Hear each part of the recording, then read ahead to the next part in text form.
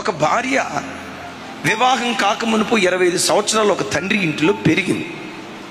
వివాహ వ్యవస్థ ద్వారా పేగుబంధాన్ని తెంచుకొని పుట్టిన గడ్డను విడిచిపెట్టి, తల్లిని తండ్రిని విడిచిపెట్టి, ముక్కు ముఖం ఎరగని పురుషుని దగ్గరికి వివాహం అనే ఆ ఒక్క బంధం ద్వారా జీవితాంతం ఈ భర్తతో కాపురం చేయాలని కుటుంబాన్ని విడిచిపెట్టి వస్తుంది.